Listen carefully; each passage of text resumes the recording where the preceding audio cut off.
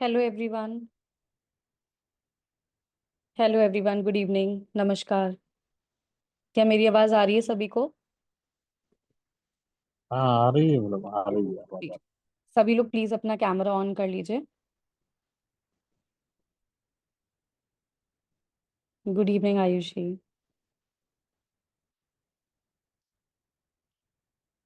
Okay, ठीक है।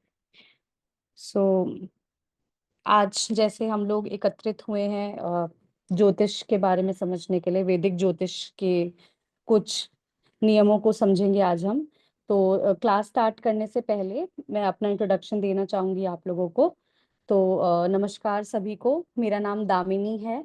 और मैं पिछले 8 सालों से इस ऑकल्ट फील्ड में हूँ, जिसमें मैं बहुत तरीके की मोडालिटीज प्रैक्टिस करती हूँ। जिसमें से एक विद्या है वैदिक ज्योतिष की, उसके साथ साथ मैं पामिस्ट्री, फेस रीडिंग और भी कई मोडालिटीज प्रैक्टिस करती हूँ। और क्लास स्टार्ट करने से पहले मैं चाहूंगी आप लोग भी अपना एक छोटा सा इंट्रोडक्शन दे दें कि आप लोग क्या करते हैं, कहाँ से हैं, और क्या आप लोग ने इससे पहले वैदिक ज्योतिष सीखी है या कोई और मोडालिटी सीखी है, ताकि मुझे समझ में आए कि मुझे किस तरह से आगे बढ़ना है। ठीक है। So Ajinkya ji, let's start with you. Please अपने बारे में मुझे ब्रीफ इंट्रोडक्शन दीजिएगा, और ये भी बताइएगा कि आपने पहले कोई और मोडालिटी, कोई और विद्या सीखी है या नहीं। अजिंक्य जी, आवाज आ रही है आपको? अजिंक्य? ठीक है, मुझे लग रहा है आवाज नहीं आ रही है, कोई बात नहीं। हेलो हेलो, आवाज़ आ रही है मैडम, आवाज़ आ रहा हाँ जी, हाँ जी, बताइए। है। जी हाँ, मैं नागपुर महाराष्ट्र से हूँ। जी। और मैंने इसके पहले नासिक महाराष्ट्र में मैडम ज्योतिष एस्ट्रोलॉजी के कुछ क्लास किए, कुछ कोर्सेज किए मैं, सर्टिफाइड कोर्सेज। जी, तो वो बेसिक उसमें कोर्स है तीन कि कोर्स। एडवांस लेवल पे? नहीं मैडम, बेसिक भी हो चुका है, एडवांस भी थोड़ा हो चुका है, और अभी एक बैच उनकी स्टार्ट होने की है, वो 1 साल का है। और अच्छा अच्छा। सबसे पहले बेसिक पंचांग लिया था उन्होंने, फिर उसके बाद में 12 हाउसेस का कुछ पढ़ाया था उन्होंने, उसके बाद में कुछ योग बताए थे अभी थर्ड अच्छा। इसमें। अभी फिर फोर्थ क्लास चालू है। अच्छा उसकी एडमिशन ली, अभी उसको टाइम है मैडम चालू होने को। अच्छा। वो कंप्लीट ठीक 1 ईयर का है। ठीक ठीक है, ओके। कुलदीप जी। जी मैम। जी, नमस्कार। नमस्कार जी, नमस्कार। मैं डॉक्टर कुलदीप कुमार शर्मा। मैं जी। फरीदाबाद से हूँ। जी। मैं सेक्सोलॉजिस्ट हूँ वैसे, और अपना हम्म। छोटे और बिजनेस भी हैं कुछ। ओके। मैंने कभी पहले क्लासेज वगैरह की तो न्यूमरोलॉजी की क्लासेज मैंने ले रखी हैं वत्स ओके। जी से। हम्म। और इसके बारे में है नॉलेज, लेकिन हाँ सो थोड़ी थोड़ी नॉलेज है, ज़्यादा नहीं। थोड़ी थोड़ी नॉलेज, ठीक है ठीक है, हम्म। कोई बात नहीं। यस, धीरेन्द्र जी बताइए। नमस्कार मैम। नमस्कार। मैं धीरेन्द्र अग्निहोत्री, लखनऊ उत्तर प्रदेश से। जी। मैं एक फार्मास्यूटिकल कंपनी में काम करता हूँ, नॉर्थ इंडिया हेड करता हूँ। जी। टूरिंग जॉब है, मार्केटिंग का जॉब है मेरा। जी। अ, बाकी मैंने न्यूमरोलॉजी का कोर्स किया हुआ है। वैदिक एस्ट्रोलॉजी भी मैंने वेद विधि से डॉक्टर दीपक राजपूत सर ने मेरे के साथ किया हुआ है। जी। और मैंने वास्तु भी उन्हीं से सीखा हुआ है। अच्छा, तो वो जो आपने वैदिक एस्ट्रोलॉजी का कोर्स किया है, वो बेसिक टू एडवांस था कि सिर्फ बेसिक लेवल या पे? Basic to advance. Basic to advance था, ठीक है, okay okay. Ayushi? Okay, you are on mute.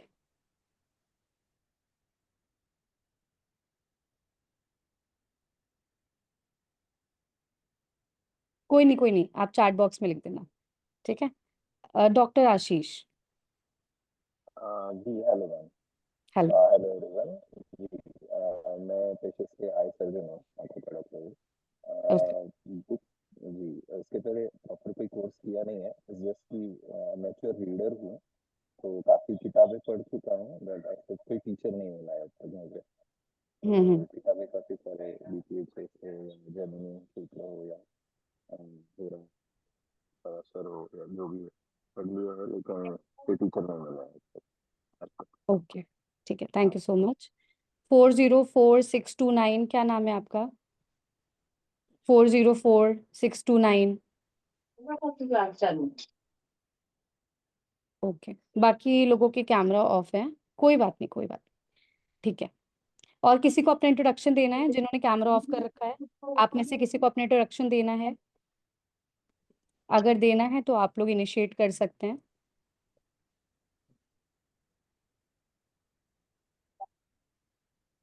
Okay, ठीक है, चलिए स्टार्ट करते हैं। आज हम लोग डिस्कस करेंगे कि वैदिक ज्योतिष का ओरिजिनेशन कहाँ से हुआ, थोड़ा इसके बारे में समझेंगे। जो राशियां हैं उनको जानेंगे कि उनके लॉर्ड क्या हैं, उनको क्या कहते हैं, कितने डिग्री की एक राशि होती है, और कैसे हम चार्ट को बेसिक लेवल पे समझते हैं। ठीक है, किस तरह से एक प्रिडिक्शन निकाली जाती है उसके बारे में हम आज बात करेंगे। मैं अपना हाँ, ये ठीक है। सबसे पहले हम बात करते हैं कि वैदिक ज्योतिष का ओरिजिनेशन कहाँ से हुआ, कहाँ से स्टार्ट हुआ। प्लीज म्यूट पे रखिएगा सभी लोग।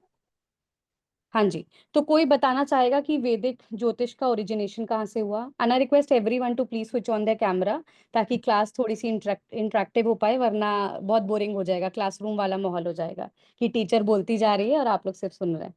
तो मैं चाहती हूँ सभी लोग अपना कैमरा ऑन कर लें। तो कोई बताना चाहेगा वैदिक ज्योतिष का ओरिजिनेशन कहाँ से हुआ है, उत्पत्ति कहाँ से हुई है? एनीवन? धीरेन्द्र जी, ट्राई करना चाहेंगे तो आप? मैम बेसिकली जो ऋषि पराशर थे, he was hmm the basic originator. Hmm then उसमें कुछ चेंजेस जो उनके बेटे हुए वेद व्यास जी उन्होंने किया, उसके बाद उसी के बाद जो जैमिनी उनके पोते हुए उन्होंने इसमें चेंज किया, but originator was Rishi Parashar. Right. Basically Rishi Parashar Maharaj ने वेदास का लेखन किया, जिसमें वेदास में ये सिस्टम क्रिएट किया गया जिसकी तरफ से आप डेट, टाइम और प्लेस और कुछ और चीजों को ऐड करके सीजन को समझ पा रहे थे, मुहूर्त निकाल पा रहे थे। क्योंकि पहले के टाइम पे, महर्षियों के टाइम पर, मुहूर्त का बहुत ज्यादा ही इम्पोर्टेंस था, राइट?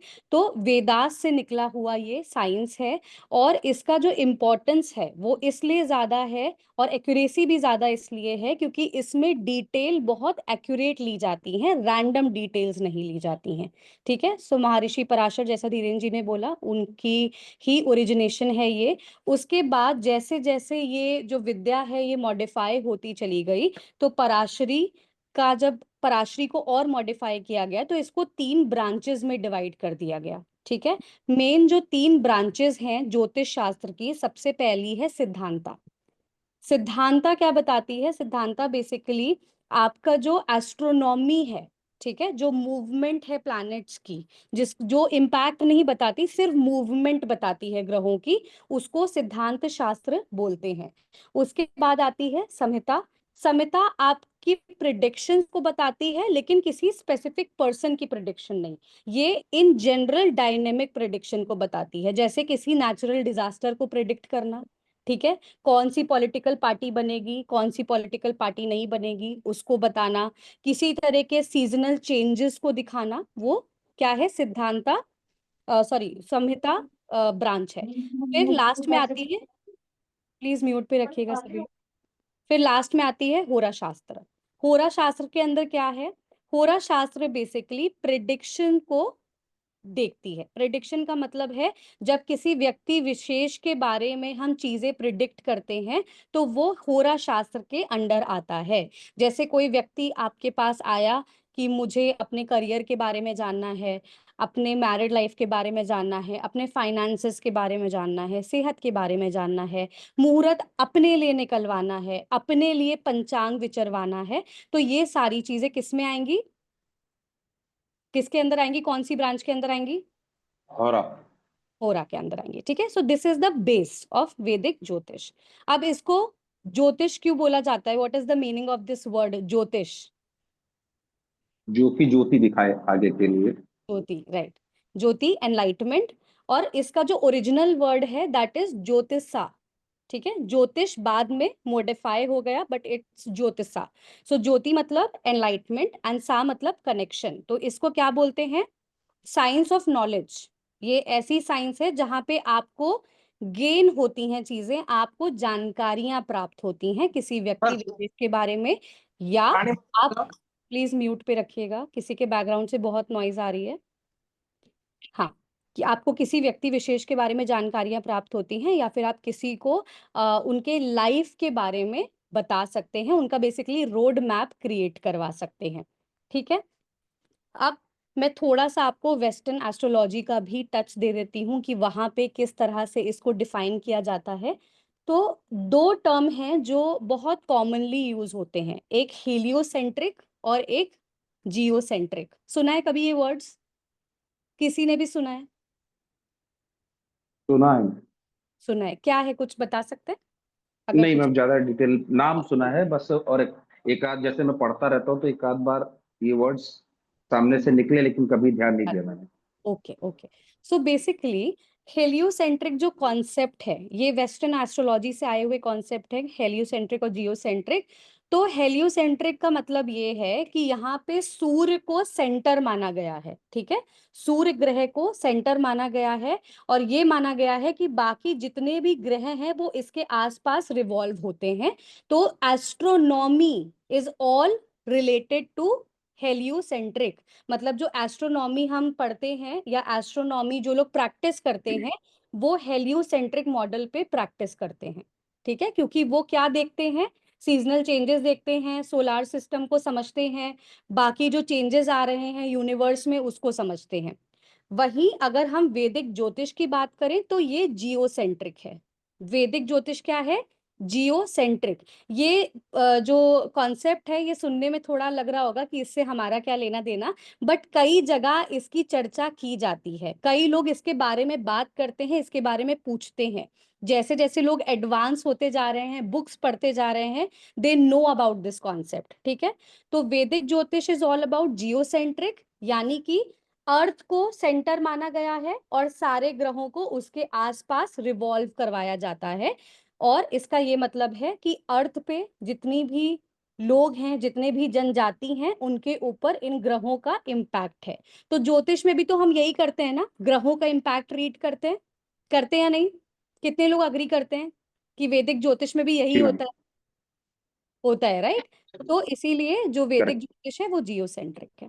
ठीक है, अब हम आ जाते हैं मेन टॉपिक पे, जिसके लिए सब इतनी देर से वेट कर रहे हैं। सो जो हमारा वैदिक शास्त्र है, वैदिक ज्योतिष है, उसमें प्रिडिक्शन होती कैसे है ये समझना बहुत जरूरी है। हर कोई डायरेक्ट प्रिडिक्शन पे आना चाहता है, विच इज फेयर इनफ, क्योंकि वही इंटरेस्टिंग पार्ट है। लेकिन ये समझना बहुत जरूरी है कि किन चीजों को कंबाइन करके आप एक अच्छी प्रिडिक्शन दे सकते हैं। तो ये पॉइंट प्लीज लिख लीजिएगा, बिकॉज ये इंपॉर्टेंट है। जिन लोगों को पता है वो स्किप कर सकते हैं, जिन लोगों को आइडिया नहीं है वो प्लीज लिख लीजिएगा।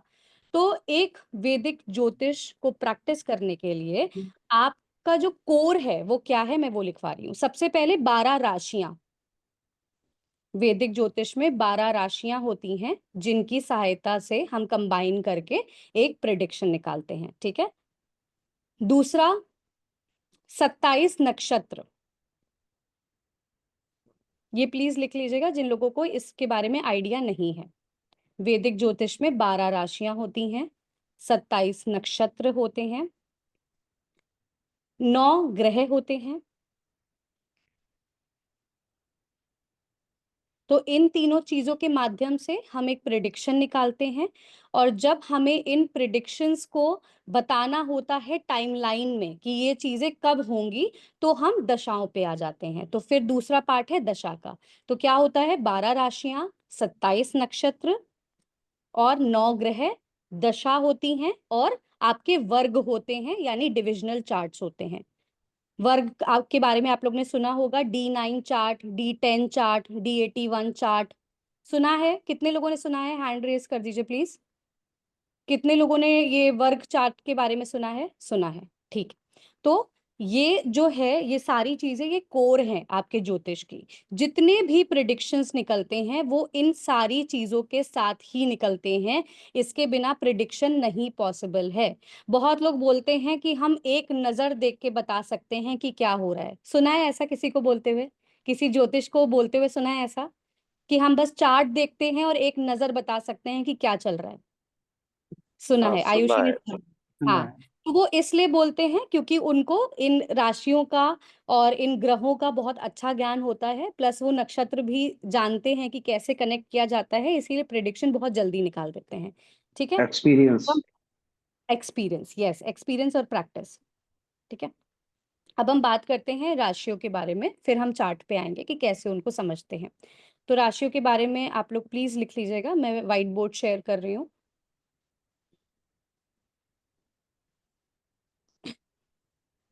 ओके,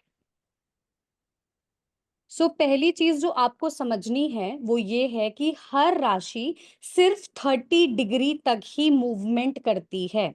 ठीक है, किसी भी घर में कोई भी राशि सिर्फ 30 डिग्री तक ही रह सकती है। जैसे ही 30 डिग्री क्रॉस हो जाएगा वो दूसरे घर में मूव कर जाएगी, शिफ्ट हो जाती है। तो ये चीज अंडरस्टूड होनी चाहिए जब भी हम किसी भी कुंडली को समझ रहे हैं या एनालाइज कर रहे हैं। ठीक है, कोई भी राशि 30 डिग्री से ज्यादा किसी एक घर में नहीं रुक सकती। ये यूनिवर्सल लॉ है, यूनिवर्सल नियम है ये। ओके, सबसे पहली जो राशि है दैट इज एरीज। इसको इंग्लिश में बोलते हैं एरीज। ठीक है, और हिंदी में क्या बोलते हैं? मेष। मेष। हिंदी में बोलते हैं मेष। मैं इंग्लिश में लिख रही हूँ, इसको हिंदी में कन्वर्ट कर लीजिए।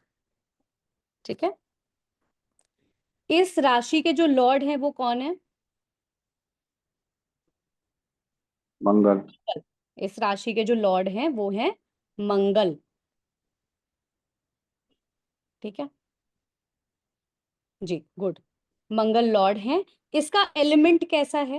एलिमेंट मतलब इसकी तीव्रता, तासीर कैसी है? फायर है। ठीक है, गर्म राशि है ये, फायर एलिमेंट की राशि है ये। और अगर हम बात करें इसके मूवमेंट की, तो ये राशि मूवेबल है। ठीक है, यानी चर राशि। चर राशि है। चर मतलब ये राशि मूव करती है। अब मैं लास्ट में बताऊंगी मूवमेंट का रोल कहाँ आता है। ठीक है, लिख लिया सभी ने? एरीज राशि है, इसको हिंदी में बोलते हैं मेष राशि। जो इनके लॉर्ड हैं, स्वामी हैं, उनको बोलते हैं मंगल, यानी कि मार्स। एलिमेंट कैसा है इसका? कोई रिपीट करेगा? एलिमेंट कैसा है इसका? फायर। Fire, good. एलिमेंट से अग्नि क्या? तत्व। अग्नि तत्व।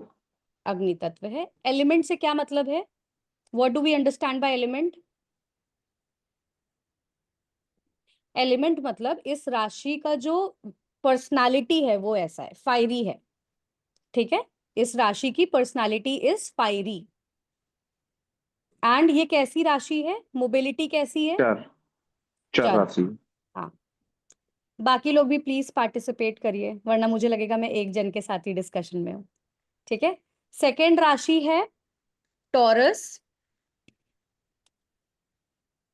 हाँ, क्रूर ग्रह, करेक्ट, टॉरस। हितेश जी 1 मिनट, कर्सर थोड़ा ठीक रहेगा, मूव हो रहा है। टॉरस, इसको हिंदी में क्या बोलते हैं? वृश्चिक की वृषभ? वृषभ। इसको वृषभ। वृषभ। वृषभ। ठीक है, वृषभ। टॉरस, वृषभ, ये ऋषभ लिख गया बट ये वृषभ है। हाँ, इसके लॉर्ड कौन है? स्वामी कौन है इस राशि के? शुक्र। शुक्र इनके स्वामी हैं। लिख लीजिएगा प्लीज। शुक्र को हिंदी में बोलते हैं वीनस, इंग्लिश में। इंग्लिश में। ठीक है, और जो इस प्लैनेट का एलिमेंट है वो है अर्थ, यानी इस प्लैनेट, सॉरी, इस राशि का जो एलिमेंट है वो है अर्थ, यानी इस राशि के अरबी। अंदर बहुत स्टेबिलिटी है। ठीक है, ये राशि जो है बहुत स्टेबल राशि है और इसका जो एलिमेंट है वो है अर्थ।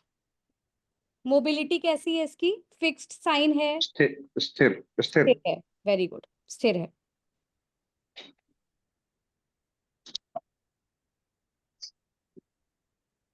थर्ड राशि बताइए। Gemini. Gemini, very good. Third राशि है जेमिनी।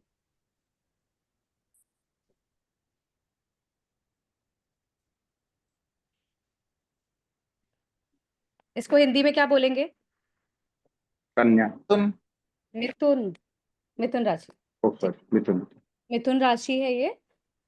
इसके स्वामी कौन है? बुध। बुध, बुध। Very good.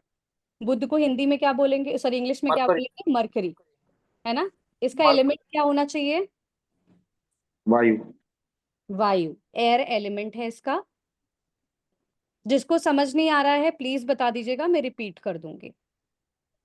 और ये कैसी राशि है? चर, द्विस्वभाव। स्थिर है कि द्विस्वभाव? द्विस्वभाव है, यानी द्विस्वभाव। डुअल है। द्विस्वभाव। डुअल का मतलब है कि इसकी डिग्री पे डिपेंड करता है कि ये मूवेबल होगी या स्थिर होगी। ये द्विस्वभाव बिहेव करती है। अभी आप सिर्फ इतना लिख लीजिए कि ये डुअल मूवमेंट राशि है। कौन सी डिग्री तक ये स्थिर रहती है और कौन सी डिग्री से ये मूव करती है वो मैं अभी आपको बता दूंगी। फोर्थ राशि कौन सी है? कर्क। कर्क, इंग्लिश में क्या बोलेंगे? कैंसर। कैंसर। फोर्थ राशि है कैंसर, हिंदी में बोलते हैं कर्क। इसके लॉर्ड कौन है? मून। इसके लॉर्ड हैं मून, यानी कि चंद्रमा। इसका एलिमेंट क्या होगा? जल। जल तत्व राशि है, वाटर एलिमेंट है इसका। ये कैसी होगी? मूवमेंट होगा, स्थिरता होगी या द्विस्वभाव होगी? चर। यस, मूवेबल है ये, ठीक है। कैंसर राशि के लॉर्ड हैं चंद्रमा, जल तत्व राशि है और मूवमेंट है इसमें, मूवेबल है। फिफ्थ कौन सा साइन है? फिफ्थ साइन कौन सा है? लियो। इसको हिंदी में क्या बोलेंगे? सिंह। सिंह राशि, ठीक है। इसके लॉर्ड कौन है, स्वामी कौन है? सूर्य। सूर्य। सूर्य को हिंदी में क्या बोले, सॉरी इंग्लिश में क्या बोलेंगे? सन, ठीक है। इसका तत्व कैसा है? अग्नि तत्व। अग्नि तत्व है, ठीक है। और मोबिलिटी कैसी है? स्थिर। फिक्स्ड है। रिपीट कर दे रही हूं, लियो फिफ्थ नंबर की राशि है, जिसको हम हिंदी में बोलेंगे सिंह राशि। इसके स्वामी हैं सूर्य, सूर्य को हम इंग्लिश में बोलते हैं सन। और उसके अलावा इसका जो तत्व है वो है अग्नि तत्व। और ये कैसी राशि है? स्थिर राशि है, यानी इसमें मूवमेंट नहीं है। 6 नंबर की राशि, बाकी लोग बताइए। देवेंद्र जी वर्गो। क्या बताइए? वर्गो, वेरी गुड। वर्गो, ठीक है। वर्गो को हिंदी में क्या बोलेंगे? कन्या। कन्या। इसके लॉर्ड कौन होने चाहिए? बुध। बुध। बुध को इंग्लिश में क्या बोलेंगे? मर्क्यूरी। यस। एंड इसका एलिमेंट कैसा है? ईयर। अर्थ। अर्थ, अर्थ, सॉरी, हाँ, अर्थ। एलिमेंट है अर्थ। है। हाँ जी, हाँ जी। ओके, इसका एलिमेंट है अर्थ और इसकी मोबिलिटी कैसी है बताइए? स्थिर। स्थिर स्थिर है? राशि। द्विस्वभाव। पक्का? द्विस्वभाव होगी। द्वि स्वभाव है, करेक्ट, ठीक है। डुअल नेचर की राशि है ये। डुअल नेचर जब हम बोलते हैं तो इसका मतलब ये है कि ये सर्टेन डिग्री तक मूवमेंट रखती है और उसके बाद ये स्थिर हो जाती है, ठीक है। 30 डिग्री तक सेम नहीं रहता इसका मूवमेंट। जब भी हम बोलें कि ये डुअल साइन है तो आपको इस तरह से समझना है। नेक्स्ट 7th राशि कौन सी है बताइए बाकी लोग? तुला। हाँ जी, तुला। तुला। इंग्लिश में क्या बोलेंगे? लीब्रा। लीब्रा। लीब्रा राशि 7th नंबर की राशि है और इसको हम हिंदी में बोलते हैं तुला राशि। इनके स्वामी कौन है? शुक्र, बस, शुक्र, इंग्लिश में वीनस। तत्व क्या है इस राशि का? वायु, वायु, एयर एलिमेंट की ये राशि है। और इसकी मूवमेंट कैसी है, मोबिलिटी कैसी है? चल, मूवेबल है। ठीक है। 8 नंबर की राशि कौन सी है? स्कॉर्पियो, वृश्चिक, यस, वृश्चिक, स्कॉर्पियो, हिंदी में वृश्चिक।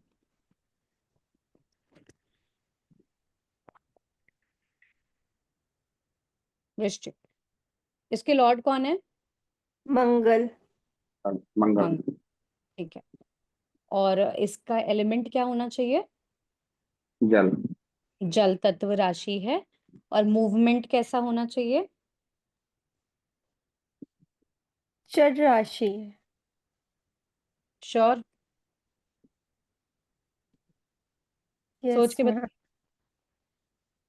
स्कॉर्पियो जल, फिक्स राशि है, फिक्स्ड।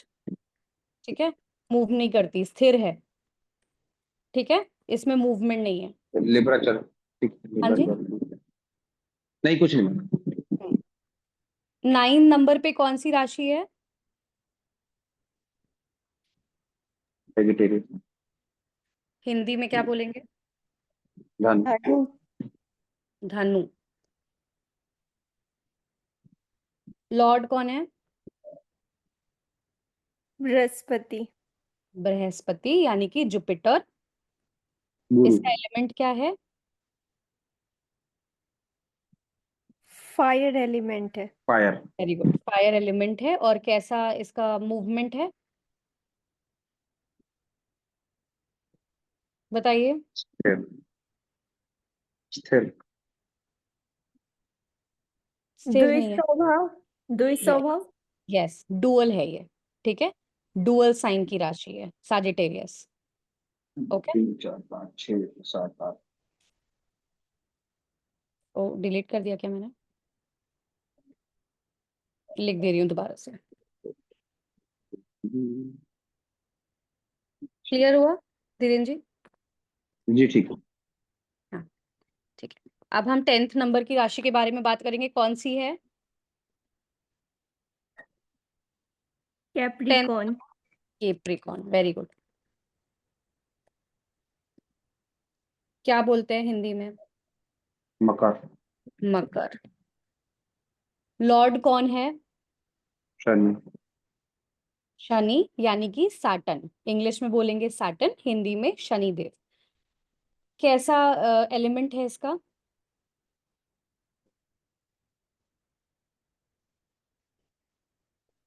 एलिमेंट चल क्या होगा? नहीं, एलिमेंट अर्थ एलिमेंट की है। अर्थ एलिमेंट के, वेरी गुड। एंड कैसा मूवमेंट है? चर है। यस, मूवेबल राशि है ये। ठीक है। नेक्स्ट, इसके बाद कौन सी है? Aquarius, Aquarius. क्या बोलेंगे हिंदी में?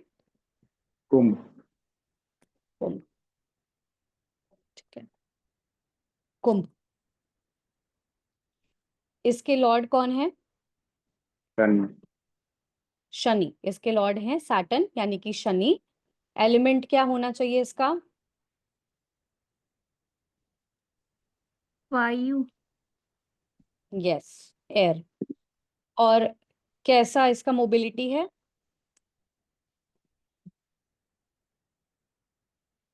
फिर, स्थिर, करेक्ट, हम्म, फिक्स साइन है ये। ठीक है। एंड लास्ट पे कौन सी राशि आती है, सबसे लास्ट 12th नंबर मीन, की राशि? मीन, मीन, इंग्लिश में क्या बोलेंगे? आइसिस, पाइसिस, Pisces, हिंदी में बोलेंगे मीन राशि। इसके लॉर्ड कौन है? गुरु, गुरु यानी कि जुपिटर। इसका एलिमेंट क्या होना चाहिए? Water, water. और इसकी मोबिलिटी कैसी होनी चाहिए? द्विसुबर, द्विस्वभाव। नाइस। तो बेसिकली आप 12 राशियों में अगर देखो तो सिर्फ कैंसर और लियो, ठीक है, राशियां जो हैं वो मून और सन की हैं। यानी चंद्रमा और सूर्य के पास केवल एक एक राशियां हैं, बाकी सारे ग्रहों के पास दो दो राशियां हैं। अब इन सब में 9 ग्रह में 2 ग्रह बच गए। कौन से बचे हैं 2 ग्रह? राहु केतु। हाँ, हमने सन की राशि बता दी, मून की राशि बता दी, बुध की राशि बता दी, मंगल की राशि बता दी, शुक्र की बता दी, और शनि की बता दी, जुपिटर की बता दी, राहु केतु की बची है। तो राहु केतु की कौन सी राशियां होती हैं?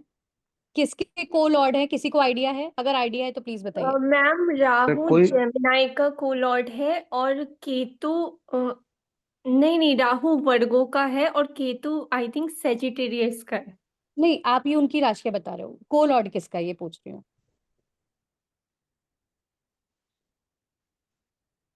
किसी को आइडिया है को लॉर्ड के बारे में? नहीं है। नहीं। सो बेसिकली जो आपकी अक्वेरियस राशि है उसके स्वामी कौन है? कुंभ राशि के स्वामी कौन है? शनि शनि शनि। शनि। ठीक है, कुंभ राशि के को लॉर्ड राहु भी हैं, यानी जहां पे भी आपकी अक्वेरियस राशि है उसके लॉर्ड शनि और शनि और राहु दोनों बन जाते हैं। ठीक है, इसीलिए जिनके सेकंड हाउस में अक्वेरियस राशि आती है, ऐसे लोगों के लिए बोला जाता है कि ऐसे लोगों के पास पैसा अच्छा आता है, क्योंकि राहु सेकंड हाउस में पैसा बढ़िया देता है। नॉर्मली बोलते हैं ना ऐसा। तो अक्वेरियस राशि के को लॉर्ड है राहु। इसको लिख लीजिएगा please, this is very important, क्योंकि कई जगह ये रोल प्ले करता है जब हम प्रिडिक्शन पे आते हैं। ठीक है, उसी तरह केतु किसके को लॉर्ड होने चाहिए? केतु हाउस बिहेव लाइक मंगल। केतु हाउस और मंगल में बहुत सिमिलरिटी है। बताइए। स्कॉर्पियो। एक्वेरियस 12th हाउस का है तो वहां पे राहु है, तो 6th हाउस जो उसका अपोजिट होगा 7th नंबर तो वो होगा केतु के लिए। ओके, और किसी का कुछ? स्कॉर्पियो।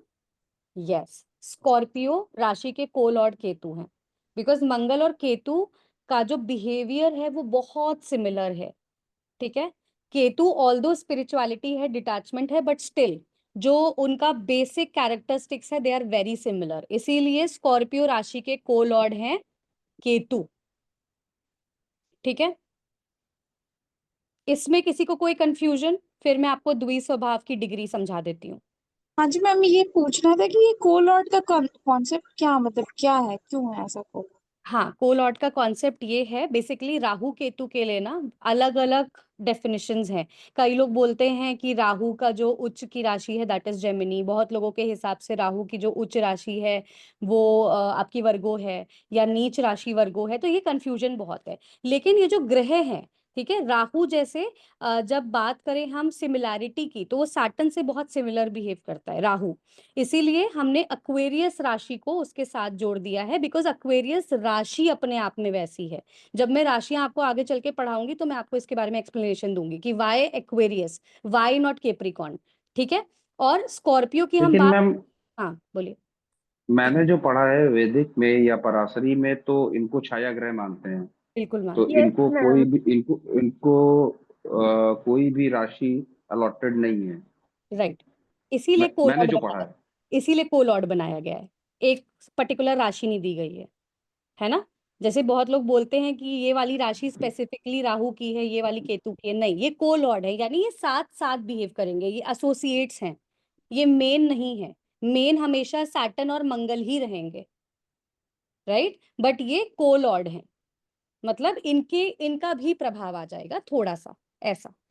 और स्कॉर्पियो केतु के साथ इसलिए जुड़ा हुआ है बिकॉज स्कॉर्पियो राशि 8th हाउस की राशि है, वो अभी मैं आगे एक्सप्लेन करूंगी।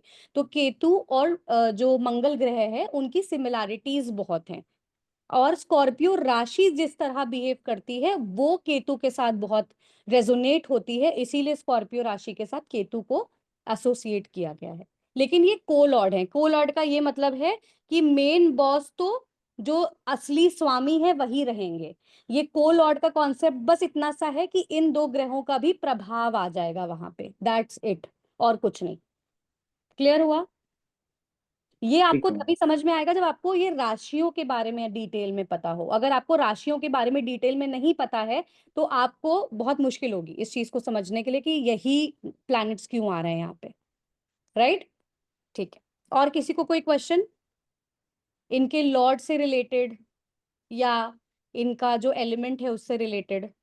जो लोग पहली बार पढ़ रहे हैं उनको डेफिनेटली कोई क्वेश्चन होगा तो प्लीज बताइए, आई विल श्योरली आंसर। हाँ मैम, एक चीज और जो है, जो मेरे माइंड में हमेशा चलता रहता है कि किस, जैसे जितनी भी 12 राशियां, हम्म उन सबको कोई ना कोई लॉर्ड अलॉट है, तो हम्म उसका बेस क्या होता है?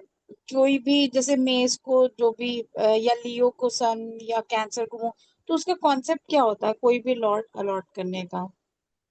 ठीक है, वो मैं बेसिकली राशियों का टॉपिक है तो अभी बताना बहुत अर्ली हो जाएगा, बट मैं आपको एक आइडिया दे देती हूँ।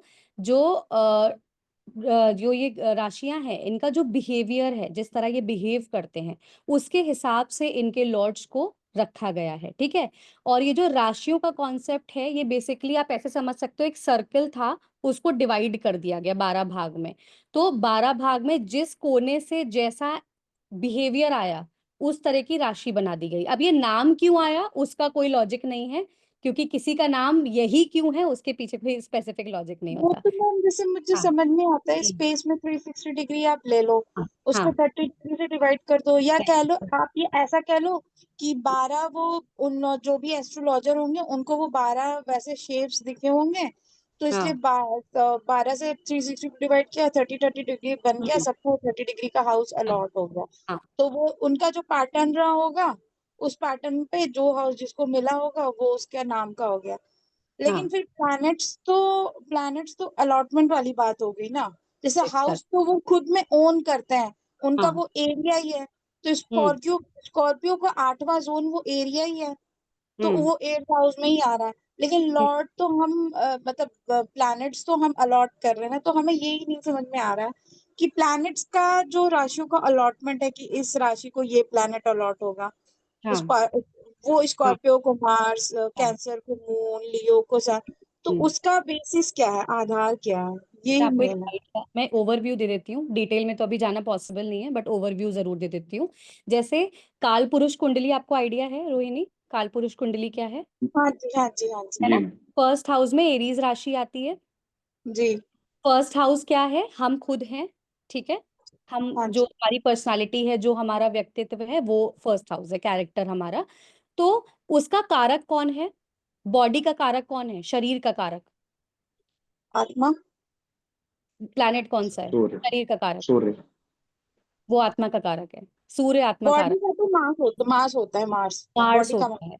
बॉडी हाँ। का कारक मार्स होता है और फर्स्ट हाउस में नेचुरली एरीज साइन आता है, इसलिए मार्स को उसका लॉर्ड बनाया गया, अच्छा। ठीक है। सेकंड हाउस किसका है? सेकंड हाउस में नेचुरली कौन सी राशि आती है? टॉरस। टॉरस। टॉरस आती है। सेकंड हाउस किसका है? सेकंड हमारा नेक जो हमारा नेक होता है। नेक का है। मैम ब्यूटी स्पीच का है। का भी होता है, जो स्पीच का हम है। बोलते हैं। ब्यूटी का है। हाँ। पैसों हाँ। का है। फैमिली का। हाँ, पैसों का फैमिली है। फैमिली। का भी। धन राइट। धन भाव है। हाँ, इसीलिए वीनस को रखा गया, because Venus is luxury, Venus is सुंदरता, ब्यूटिफिकेशन। मैम कुटुंब का भी तो बोला जाता है ना, सेकंड हाउस जो फैमिली है, लीनेज है। हाँ, लीनेज बोला जाता है, बेसिकली आपका खानदान जो है दैट इज सेकंड हाउस, ठीक है। तो इसलिए वहां पे वीनस रखा गया है, because Venus is all about luxury, comfort, all about beautification, all about aesthetics. तो वहां से बहुत सारी चीजें उससे रेजोनेट होती हैं, कनेक्ट होती हैं, ठीक है।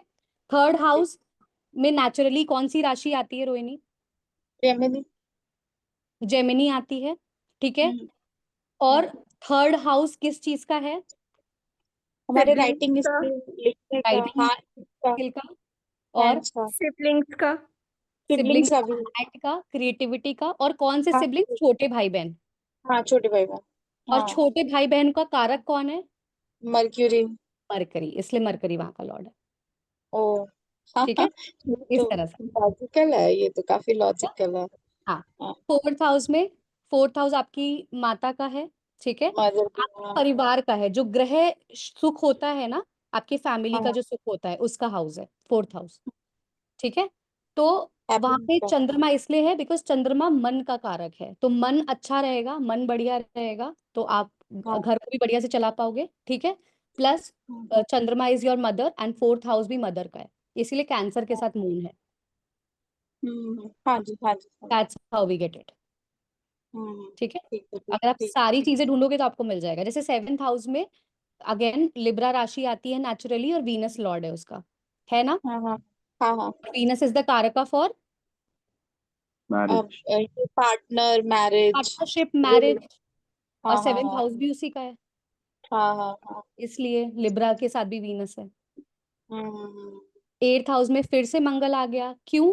क्योंकि 8th हाउस ट्रांसफॉर्मेशन का है, 8th हाउस उतार चढ़ाव का है हाँ ना। हाँ 8th हाउस सीवियर डिजीजेस का है, क्रोनिक डिजीजेस, तो मंगल फिर से शरीर है ना, और मंगल हाँ ये देता भी, ऑपरेशन दे देता है, कट दे देता है, चैलेंजेस हाँ देता है, तो इसलिए हाँ। 8th हाउस के साथ मंगल है। हम्म। ऐसे समझते हैं। ये मैं एक्सप्लेन ठीक। करूंगी पूरा जब हम प्रॉपर कोर्स करेंगे ना, then I will teach everything okay okay with okay. Logic. ठीक है। By the way, thank you for this information right you are now. Most welcome. Okay Ayushi, आपको जानना था कि इनका मोबिलिटी क्या है। So Aries is a movable sign, Aries movable है, ठीक है। टॉरस बेसिकली कैसा है, बताइए, टॉरस क्या है? फिर स्थिर है, स्थिर है, इमूवेबल। स्थिर है। और वर्गो? द्विस्वभाव, डुअल साइन। डुअल है, ठीक है।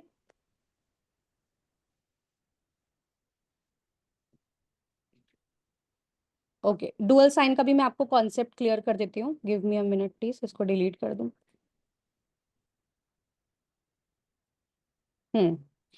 अभी तक आप लोग सिर्फ ये सुनते आए होंगे कि ये राशि द्वि स्वभाव है, डुअल है, सुना है सभी ने। इसके आगे किसी ने सुना है कि डुअल साइन का क्या मतलब हुआ? यस मैम, थोड़ा हाँ, बहुत। क्या सुना है आपने डुअल साइन का मतलब? मैम जैसे जहाँ भी डुअल साइन होता है वहां पे दो चीजें होती हैं एक साथ, मतलब या तो इंसान की अगर वो असेंडेंट में है तो ऐसे इंसान का अंदर से कुछ और होता है, वो बाहर से कुछ और होता है, उसकी लाइफ में डुअल थीम होती है।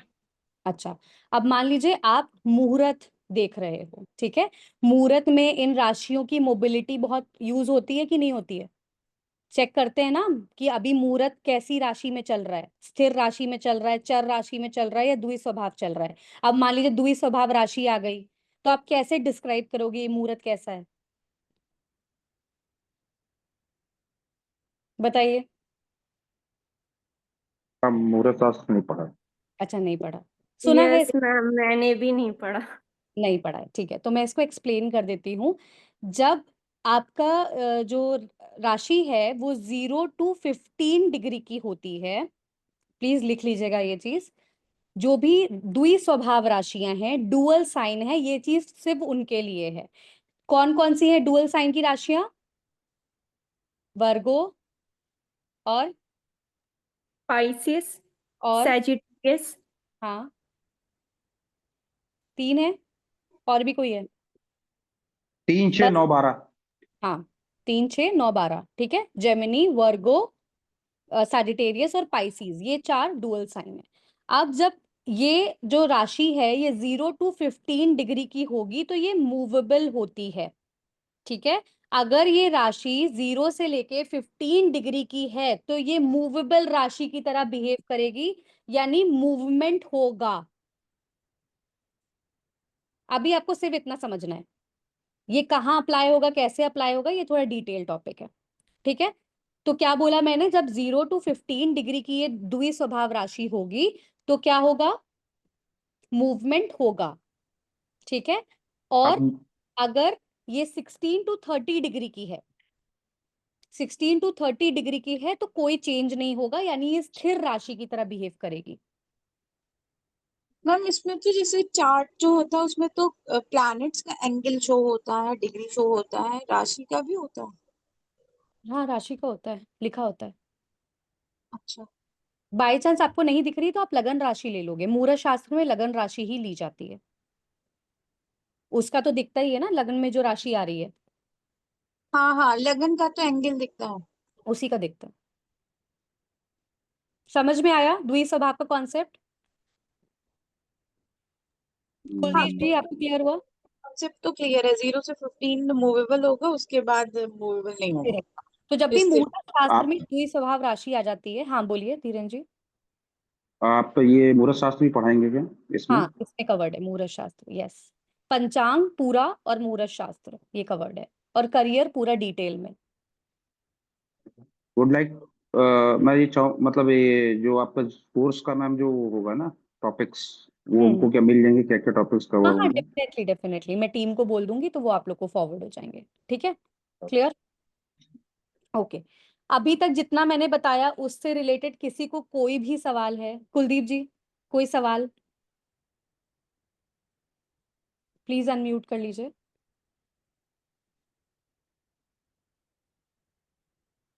आप म्यूट पे हैं कुलदीप जी। जी मैम। हाँ, कोई सवाल?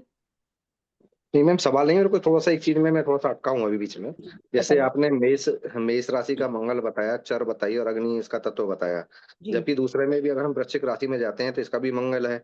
लेकिन आपने इसकी जो बताया स्थिर बता दिया तत्व, और तत्व इसका वायु हाँ बताया। ठीक है, तो हाँ ये दोनों मतलब राशि के हिसाब से बदल गया। हाँ। जबकि स्वामी दोनों का एक ही है, मंगल है। जी लेकिन जी। राशि की वजह से इनके जो आपने बदल दिए हैं इसमें सारे सारे। ठीक है। राशियों की अपनी पर्सनालिटी होती है, ठीक है। तो ठीक वो ठीक हम ठीक। डिटेल में समझते हैं। इनके लॉर्ड यही क्यों है वो अभी मैंने थोड़ा ब्रीफ बताया, बाकी जब हम कोर्स में इसको समझेंगे तो मैं डिटेल में समझाऊंगी कि यही लॉर्ड क्यों है। ठीक है। ठीक है, हाँ जी। ओके। मैम एक चीज ये पूछना था कि राशियों के मतलब कोर्स के कंटेंट मतलब कितने क्लासेस होंगे टोटल, ये बताएं। 25 to 27 क्लासेस है टोटल। अच्छा, तो इसमें क्या क्या पढ़ने वाले हैं हम लोग? बेसिक्स पूरा कवर करेंगे, यानी राशियों के बारे में, ग्रहों के बारे में, भाव के बारे में, ये सब कुछ पढ़ेंगे। नक्षत्र के बारे में पढ़ेंगे। प्रिडिक्शंस पे हमारा ज्यादा फोकस होगा ताकि जब आप फाइनली सीख के निकलें तो आप एक डिसेंट प्रिडिक्शन करना जानते हो, ठीक है। और प्रिडिक्शन में मैं मर्डर और सुसाइड जैसे टॉपिक भी कवर करूंगी कि कौन मर्डर कर सकता है, कौन मतलब किसका मर्डर हो सकता है और कौन सुसाइड कर सकता है। एज भी कवर होगी कि किसकी कितनी एज है, ये भी हम कवर करेंगे। बाकी मुहूर्त शास्त्र कवर होगा, पंचांग कवर होगा, कुछ डिविजनल चार्ट्स कवर होंगे, योग कवर होंगे और दशाएं और ट्रांजिट। अच्छा, तो ये जैसे राशियों पे कितनी क्लासेस होंगी? राशियों पे राशियों पे मुझे लगता है 3-4 क्लासेस में हो जाएगा। अच्छा, और एक क्लास का ड्यूरेशन कितना होगा? 1 आवर? वैसे वैसे 2 घंटे का है, बट इनिशियली मैं 2 घंटे का क्लास स्टार्ट नहीं करती बिकॉज टाइम लगता है ना हर किसी को अब्जॉर्ब करने में चीजों को। तो 1 घंटे हाँ। से हम शुरू करते हैं, फिर धीरे धीरे 1.5 घंटे की, 2 घंटे की, ऐसे क्लास स्ट्रेच करते जाते हैं, हम्म। ठीक है। तो इसमें जैसे मैरिज, चाइल्ड बर्थ, डिवोर्स ये सब सब भी? सब सब नो मैरिज भी पढ़ाऊंगी मैं कि किसी के चार्ट में मैरिज है ही नहीं, वो कैसे देखते हैं।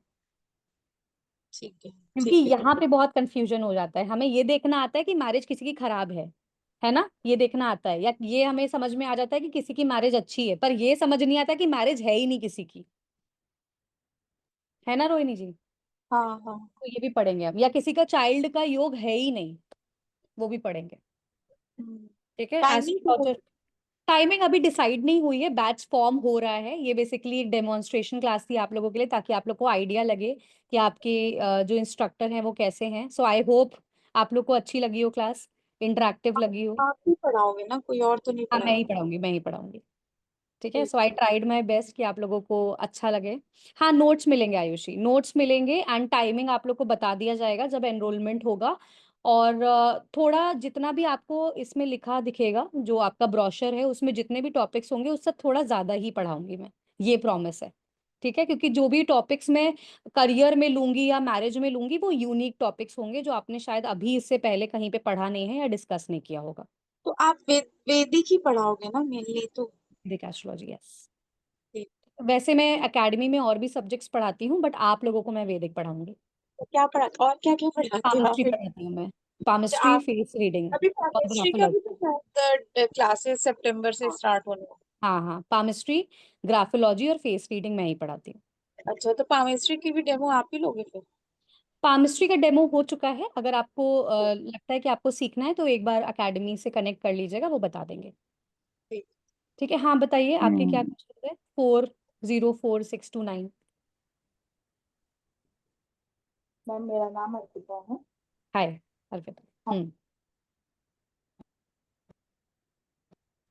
आपकी आवाज नहीं आ रही है मुझे अर्पिता। मैं आपके अंदर श्योरिटी कैसे लेगी कि हम आपको प्रेडिक्शन बहुत सच तरीके से दे पाएंगे। आपकी आवाज समझ नहीं आ रही है मुझे, इको हो रही है। आप लिख दो या तो चार्ट में, मैं देख लेती हूँ। अब आ गया आपको मेरी कोई? हाँ आ रही है, इको हो रही है। आप लोगों को क्लियर सुनाई पड़ रही है?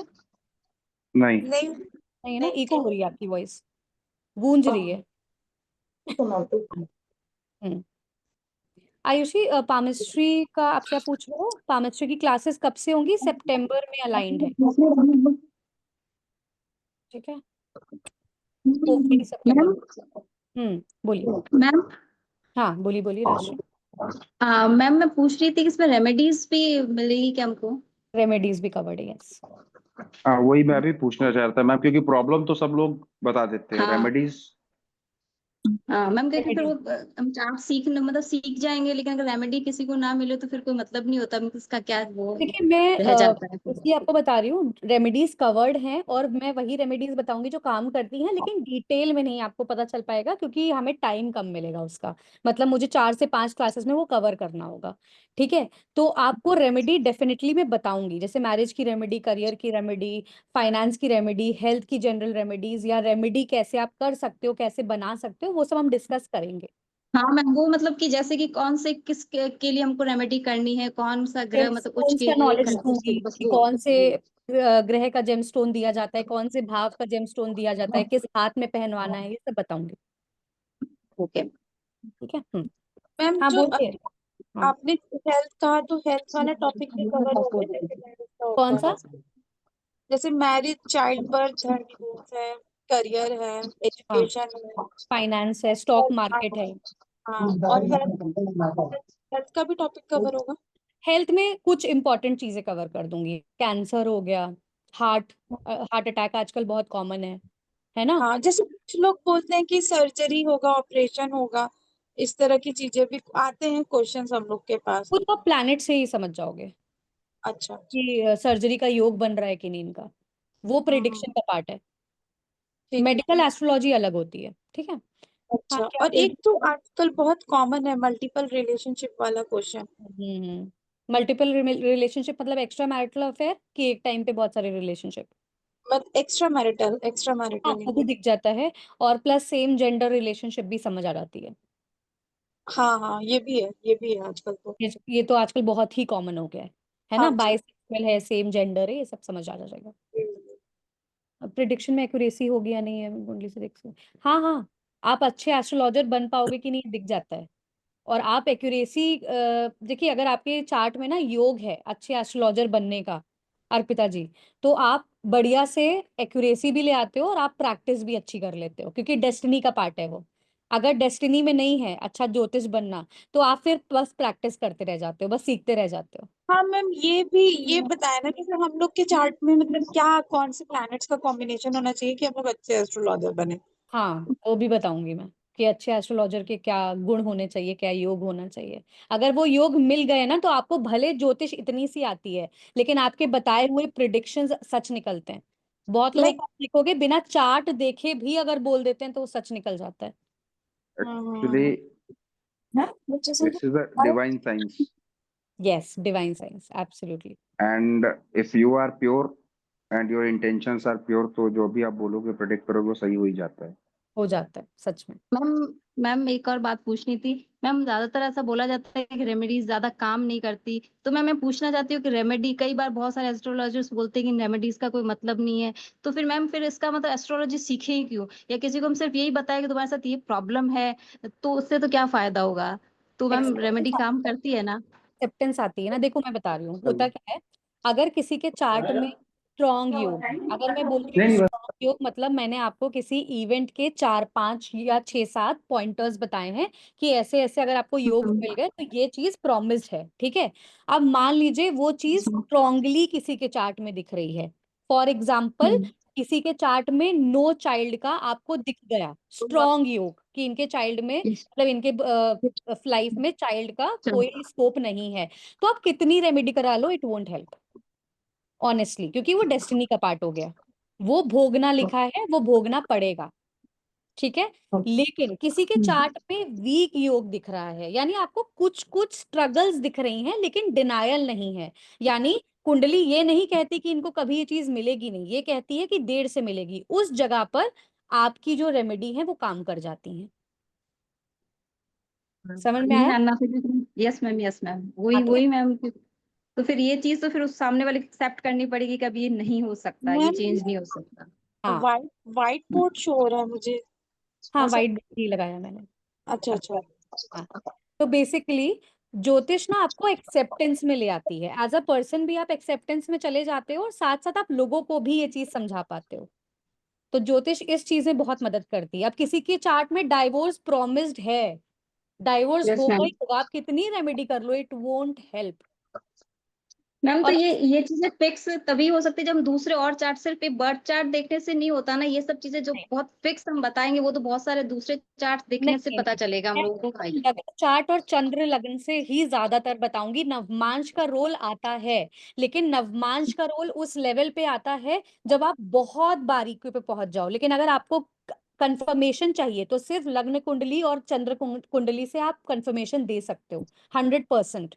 इसीलिए ओके मैम। कई बार देखा गया है कि जिन लोगों को थोड़ा ज्ञान होता है ज्योतिष का, वो ज्यादा अच्छी प्रिडिक्शन देते हैं एज कम्पेयर टू पुराने लोग, क्योंकि वो सिर्फ ओके लग्न मैम। कुंडली पे स्टिक रहते हैं। अच्छा मैम, तो मेरा वो नवमांश भी है। थोड़ा पढ़ेंगे ना हम लोग, नवमांश के बारे हाँ, में पढ़ेंगे ना और मैम, पांच तो D9 में। पढ़ाऊंगी आपको, ऐसा नहीं पढ़ाऊंगी नहीं, लेकिन मैं आपको यस यही मैम। सजेस्ट करूंगी कि आप उसी पे स्टिक रहिए, ज्यादा अच्छे मैम सॉलिड प्रिडिक्शन निकलते हैं। यस दीक्षा बोलिए। मैम मैंने कई बार पॉडकास्ट में या वैसे भी जो एस्ट्रोलॉजर्स हैं उनके मुंह से सुना है कि जो एस्ट्रोलॉजर होते हैं वो जब किसी को रेमेडी देते हैं तो कभी कभी वो हमें भी एक अफेक्ट करती है as a health issue due to energy exchange. तो ऐसा सच में होता है? होता है जब आप डेस्टिनी के अगेंस्ट जाने की कोशिश करते हैं। जैसे मान यस लीजिए आपको मैम। दिख गया चार्ट में कि ये चीज ठीक नहीं हो सकती, फॉर एग्जाम्पल, आप फिर भी उनको फॉल्स होप दे रहे हो कि ये करवा लो और मैं ठीक करके दे दूंगी, तो ठीक भी नहीं होगी प्लस आपके ऊपर भी आ जाएगा। ओके। ठीक है, तो फॉल्स होप इसीलिए नहीं दी जाती है। अगर दिख गया है कि ये नहीं होगा तो आप उनको मंत्र दे दो, आप उनको कोई ऐसी चीज दे दो जिससे उनकी एक कहते हैं ना, एक होप बंधी रहे, है ना, आप वो कर दो उनके लिए, अगर आपको हाँ एकदम तो दिख रहा है कि कुछ नहीं हो सकता अब। जैसे मान लो, मैं मैं आपको एक आइडिया देती हूँ, एक आइडिया देती हूँ। जैसे आपने किसी का एज प्रिडिक्ट किया, ठीक है, फॉर एग्जाम्पल कोई आया और वो बहुत बीमार है, आपने एज प्रिडिक्ट किया और वो उसी एज के आसपास है, आपको ये समझ में आ गया कि इसका आखिरी समय है, तो क्या आप उसको रिवर्स कर सकते हैं रेमेडी से? नहीं। नहीं कर पाएंगे ना, बट क्लाइंट तो रेमेडी मांगेगा, उसको तो होप चाहिए ना, तो उस केस एक्चुअली मैम जैसे मैंने किसी को प्रेडिक्शन दिया था तो उनका प्रेगनेंसी का इशू था, उन्हें कंसीव नहीं हो रहा था और हाँ, उनके चार्ट में ऐसा था कि उनका कोई चांस नहीं है, तो मैंने उन्हें एक मंत्र बताया था। हम्म वैसे हम्म मैंने उनको बोल दिया था वैसे कोई है नहीं, ऐसा कोई चांस नहीं है, बट आप एक बार ये मंत्र प्रैक्टिस करके देखिए। हाँ, तो हो गया तो फिर। मैम फिर उन्होंने मुझे दोबारा कांटेक्ट नहीं किया। अच्छा अभी तक तो नहीं किया, मतलब रिसेंटली अभी कुछ दिन पहले ही ऐसा हुआ था। अच्छा, तो वही मैं समझाने की कोशिश कर रही हूँ, रेमेडी तभी काम करती है जब स्कोप हो, अगर स्कोप नहीं है तो रेमेडी काम नहीं करती। ठीक है, किसी के चार्ट में अगर आपको दिख रहा है डाइवोर्स नहीं है, तो चाहे कितना एक दूसरे का सर फोड़ते हो, डाइवोर्स होगा नहीं। कोई भी तो रेमेडी करके देख लीजिए। आप टाइमिंग ऑफ इवेंट्स बताओगे कि किसी का जैसे क्वेश्चंस लोगों के आते हैं कि जॉब कब लगेगी या शादी हाँ, कब होगी। दशाओं के थ्रू भी बताऊंगी और वैसे भी कैलकुलेट करना बताऊंगी, एंड ट्रांजिट से भी, तीनों चीजें। ठीक है। और एक चीज और बहुत देर से मैं पूछना चाह रही हूँ, प्लीज डोंट माइंड, स्टार्टिंग का मेरा 15 मिनट छूट गया था हाँ हाँ, कि आपका पूरा नाम क्या है मैम? मेरा पूरा नाम है Damini Shukla. Okay okay, thank you. Welcome. Ma'am तुमको सर्टिफिकेट भी मिलेगा ना इसके लिए? हाँ, सर्टिफिकेट मिलेगा, रिकॉर्डिंग्स भी मिलेंगी, lifetime ma'am access. Class over हो गई हो तो लीव कर दूं? हाँ हाँ, लीव कर सकते हैं, अभी तो नॉर्मल डिस्कशन चल रहा है। ठीक है, ओके, थैंक यू। चलिए। सो आई होप मैंने सभी के क्वेश्चंस आंसर कर दिए हैं। अगर किसी का कोई क्वेश्चन बचा है तो क्विकली बता दीजिए, I will be answering and then हम रैप अप करते हैं। क्लासेस कब से स्टार्ट होंगी मैम ये? अभी बैच फॉर्म हो रहा है and it will and on the students. तो अगर पूरा स्ट्रेंथ हो गया कंप्लीट तो फिर हम स्टार्ट कर देंगे। मैम एक क्वेश्चन है। बोलिए। मैम अगर हम पेड कोर्स लेते हैं तो ऐसा हो सकता है कि ये जो एकेडमी है इसके थ्रू हमें कोई क्लाइंट्स वगैरह मिले? आई रियली डोंट नो कि ऐसा होता है या नहीं, तो मुझे इसके लिए पूछना पड़ेगा। वैसे केस स्टडीज तो बहुत सारी दी जाती हैं, बट पेड क्लाइंट्स मुझे पूछना पड़ेगा। ये पहला क्वेश्चन है मेरे पास ऐसा, तो मैं पूछ के बताऊंगी, ठीक है। हाँ, क्योंकि मैम कुछ कोर्सेज ऐसा करते हैं ना, ऑफर करते हैं कि आप ले लो कोर्स तो हम आपको अलॉट कर देंगे। हाँ, लेकिन वो बहुत लॉन्ग टर्म कोर्स होते हैं, 1 साल का कोर्स है, 6 महीने का कोर्स है, तब उस केस में। वरना मैं पूछ लूंगी, ऐसा नहीं है कि मैं पूछूंगी नहीं। I clear it and let you know, ठीक है। Okay, thank you. मैम ये कोर्स कितने महीने का है? ये 25 क्लासेस होंगी इसमें, एंड वीकली 2 क्लासेस होती हैं, तो कैलकुलेट कर लो आप। Okay ma'am. मैम तो इसमें ऑलमोस्ट हमारा पूरा प्रिडिक्शन, हम रीडिंग करना, सब कुछ हम लोग वो सब मतलब एक ज्योतिष बन जाएंगे या कर हाँ, पाएंगे आपको मैं ये अच्छे से? अश्योरेंस दे सकती हूँ कि मैं इजी वे में आपको प्रिडिक्शन करना सिखाऊंगी। मैं बहुत कॉम्प्लेक्स मेथड्स चूज नहीं करती, मुझे पर्सनली ओके वो मैम। पसंद नहीं है, क्योंकि कोई भी मैम काम क्योंकि जब बेसिक कॉम्प्लेक्स तो, हो जाता है ना तो हम डिटैच हो जाते हैं उससे। Yes ma'am, yes ma'am, yes. तो इसीलिए मैम मैं ये भी एक ज्योतिष का मैम एक भी ये भी है कि डर भी लगता है एक्चुअली। हम लोग हम्म सीखते हैं, फिर हमें बहुत सारी चीजें पता चलती है, तो हम अपने फैमिली या उस पे थोड़ा सा अप्लाई करते हैं, तब हमारे अंदर डर भी आ जाता है कि हमें ये चीज क्यों जाननी है, पहले ही हम क्यों जाने। तो लेकिन वो चीज हो जाती है मैम। लेकिन एक्सेप्टेंस होनी चाहिए। जैसे विद टाइम मुझे एक्सेप्टेंस हो गई है ना, तो आप लोगों को भी हो जाएगी। जैसे जैसे आप चार्ट्स देखते जाओगे, केस स्टडीज पढ़ते जाओगे, आपको हो जाएगी। हाँ, पितृदोष जादू टोना किन पे काम करता है, किन का अलाइनमेंट स्पिरिचुअल लेवल पे ज्यादा है, किनको पैरानॉर्मल एक्टिविटीज ज्यादा एनकाउंटर होती हैं, सब कुछ बताऊंगी मैं। कौन मैम ड्रिंक तो ये करता भी हो सकता है ना मैम, किसी की बहुत कुंडली किसी ज्यादा अच्छी ना हो, लेकिन अगर हमारे कर्म अच्छे हो या हम स्पिरिचुअल हो तो चीजें थोड़ी बहुत चेंज हो सकती है ना मैम? है। आप कर्म भी तो तभी अच्छे करोगे ना जब चार्ट में प्रॉमिस्ड होगा। मैम मैंने एक ये सुना है कि एक अगर आपकी पूरी कुंडली खराब हो बट अगर आपका असेंडेंट लॉर्ड अच्छा होता है या कोई एक भी प्लैनेट बहुत अच्छा होता है तो वो संभाल लेता है। डिपेंड करता है कि वो कहाँ का लॉर्ड है, डिपेंड ओके। करता है। अब मान लीजिए वो धन भाव का स्वामी है और बहुत अच्छा है, तो लाइफ कितनी भी खराब हो पैसा आता रहेगा, ठीक है। या 7th हाउस का स्वामी बहुत अच्छा है, तो लाइफ कितनी भी खराब हो मैरिड लाइफ ठीक ठाक चलेगी। लेकिन डिपेंड करता है, मान लीजिए बीमारियों के घर का जो स्वामी है वो अच्छा हो जाए फिर। अच्छा मैम, ऐसा भी होता है कि अगर कहीं से भी सेवेंथ लॉर्ड का कनेक्शन राहु से हो जाए तो चीटिंग होना ही होना है? नहीं, नॉट नेसेसरी, चीटिंग नहीं होता। मतलब आप ये समझ सकते हो कि आपका पार्टनर बाहर के लोगों पे अट्रैक्ट हो जाता है, इन्फ्लुएंस होने लगता है। फिजिकल चीटिंग इन्वॉल्व होगी या नहीं वो अलग फैक्टर से पता चलता है। चीटिंग के भी बहुत पैरामीटर्स होते हैं ना। ओके ओके एक होता है कि मैंने किसी से सिर्फ फ्लर्ट कर लिया नॉर्मल, एक होता है मैंने किसी से बातचीत कर ली, है ना, वो भी चीटिंग ओके में काउंट हो गया। एक होता है फिजिकल इंटीमेसी, और एक होता है कि मुझे घर बसाना है किसी के साथ, तो लेवल्स हैं उसके भी, ओके। तो ठीक है। कुंडली से चार्ट से लेवल्स भी शो होता है? मतलब इंटेंसिटी पता चलती है कि कितना इंटेंस है ये इवेंट, हाँ हाँ। हल्का फुल्का होने वाला है कि प्रॉपर होगा।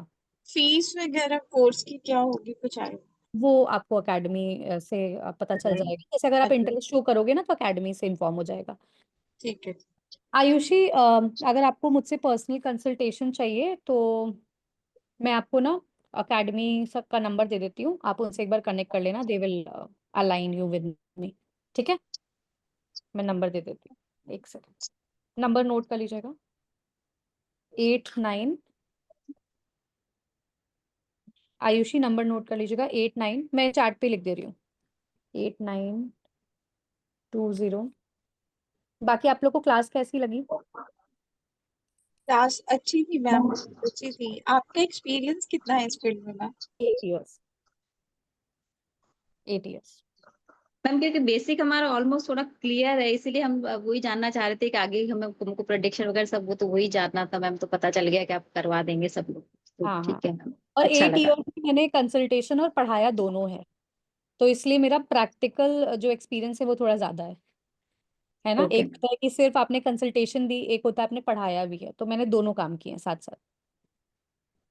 हाँ हाँ, कर लेंगे नहीं कवर। मैम, अच्छा अच्छा लगा आपसे। थैंक यू सो मच, मुझे भी बहुत अच्छा लगा आप सभी से बात करके।